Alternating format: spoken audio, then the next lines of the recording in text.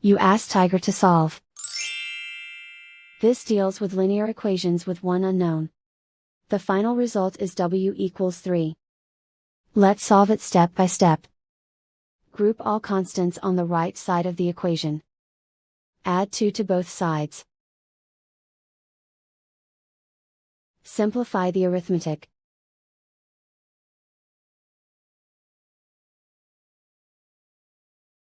Isolate the w. Divide both sides by 10. Simplify the fraction. Find the greatest common factor of the numerator and denominator. Factor out and cancel the greatest common factor.